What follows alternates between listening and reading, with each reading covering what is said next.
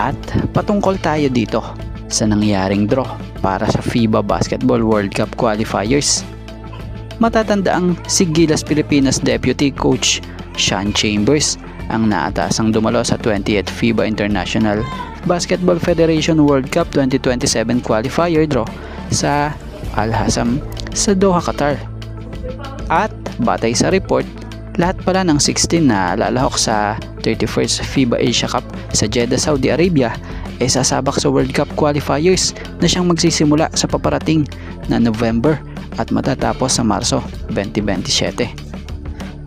So sa nangyaring draw, inilabas ng Samahang Basketball ng Pilipinas or SBP ang resulta ng nangyaring draw na kung saan babangga po ang ating national team.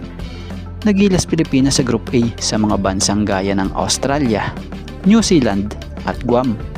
So kung titingnan natin guys, first window pa lang ang bibigat na ng makakabangga ng Gilas national team dahil Australia at New Zealand. Ayan So hindi naman natin minamaliit ang national team.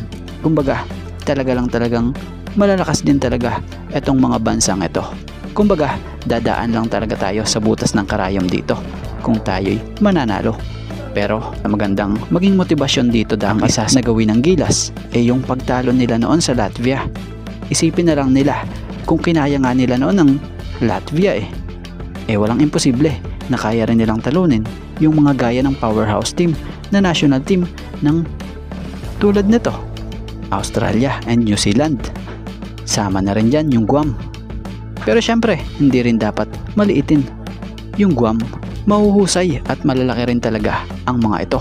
At isa pa nga pala po sa player ng national team ng Guam na ito isang kababayan natin na si Jericho Cruz na kasalukuyang naglalaro sa PBA para sa team ng San Miguel Beermen.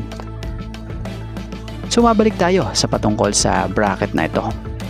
The top 3 teams of Group A will then cross over with the top 3 teams of Group C na kung saan nandito ang team ng Iran, Jordan, Syria at Iraq na siyang possible nga po makakabangga o makakatapat ng ating Gilas Pilipinas national team kung sila'y umabante at makapasok sa top 3.